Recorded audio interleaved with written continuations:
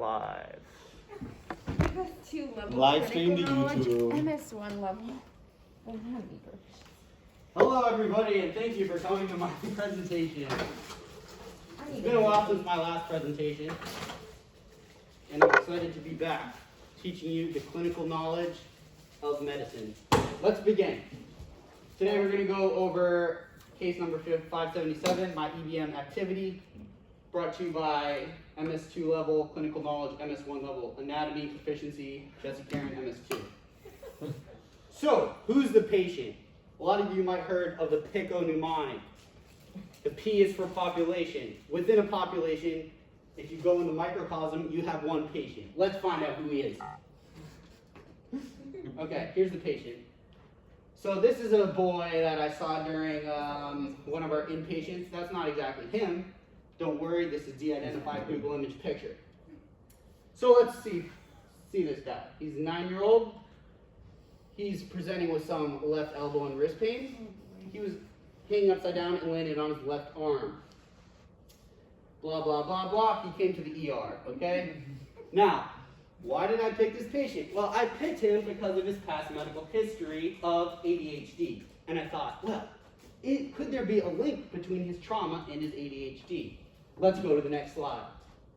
P is for population. I've already said that. P is for pediatrics. Who is my population? Let's be specific here. Pediatric patients carrying the diagnosis of attention deficit hyperactivity disorder. As you can see, this is a nice GIF from Nick at Night, the popular Nickelodeon TV show. Nick Jr. maybe? Nick Jr. Yeah. I used to watch Nick at Night, so, and a little bit of both. But actually, I only was allowed to watch PBS as a child. That was it. P is also for personal. So as you can see, this is my epic record, totally de-identified. Even though I'm not a pediatric patient, the doctors tell me that I have attention deficit disorder. And here's my medications for, I highlighted the wrong one. So this is why P is for personal, another reason I picked this case. So, why else is P is for personal? This is my ADD treadmill bicycle. Let's see if I can get the video to play, as I think it will get across why I picked this project. What's that thing? Something Versa? Okay, so that's me on my bike, riding around, doing dangerous things while Snapchatting. Here you see a nice, mature medical student on his bike, riding to school with metatarsal. With his biceps break. Yes, with his biceps break, guys. He's very mature, sophisticated, and he now wears a helmet. Okay, let's go to the next slide. So, I. What is I for? Intervention. What intervention? A medical pharmacotherapeutic methamphetamine-derived medication that is under the class of usually a stimulant that is basically going to go ahead and inhibit catecholamine reuptake in the central nervous system synapses. So here are some agents that we usually use.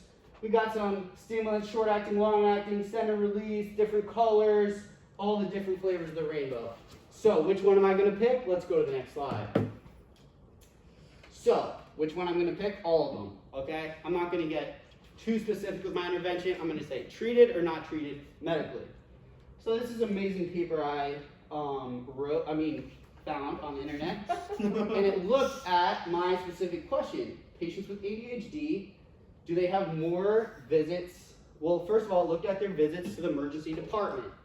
So basically, on my x-axis, my dependent variable was how much did they present to the emergency room as a surrogate for trauma episodes, okay? And then they go on to say, you know, ADHD medications have been demonstrated to effectively reduce the symptoms, and also it's associated with maybe kind of prophylactic trauma prevention. So that's interesting. C is for comparison. I already told you guys this. Trauma prone, protected with the helmet. O is for outcome. Here is my amazing paper from the Pediatric Journal of the American Academy of Pediatrics. Here's a pediatric patient. protecting herself against SARS-2 coronavirus. So let's get back to outcomes. Why we're all here? Okay. So exposed periods of the. So let me tell you the methods of the study. Basically, they took patients with the diagnosis of ADHD and they looked at an exposure period and a non-exposure period to an ADHD medication. Now, subjects were their own control. So here, let's say this light gray is a period they weren't taking their medication. This is a period they were taking their medication. And then they basically counted up the trauma visits to the emergency room. So what did they conclude from their study? You know, they found what you might expect, that the treatment periods of exposure to the drug was associated with a decreased, basically, frequency of visits to the emergency room. But, actually I'll talk about this. So note this, the SCCS, Study Design Assumptions. Interesting. So let's get my thoughts. We will do this together in lab.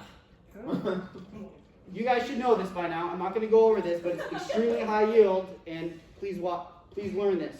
Anyway, my thoughts on this is that, you know, as a physician, you have a lot of kind of influence over your patients.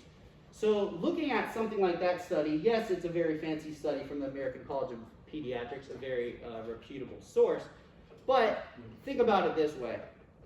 In the non-exposure periods, why would a pediatric patient not be taking their ADHD medication during one of these periods? Well, many pediatric psychiatrists, recommend stuff like drug holidays, where, let's say, the patient has a 2-week break off for Christmas break, so they're not taking their stimulant medication. And during those 2 weeks, they also happen to get a new bicycle for Christmas, okay? And during those 2 weeks, they're around their siblings and they're playing pops and rubbers on their bike, and they have an accident. So there you see that there's also an association with the Christmas holiday bicycle gift and their trauma. So we can't just say, oh, it's just because they're not taking their medication.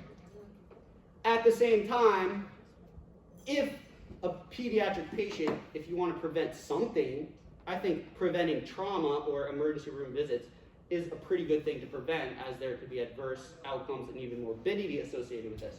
So I think the physician should weigh the particular patient pros and cons, and also involve the patient and obviously the parents in the choice here.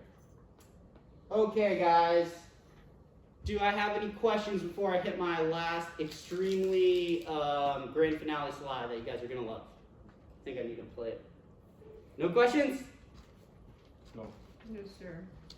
Okay. So, you guys have been a great audience, very attentive. Thank you for not falling asleep. Thank you.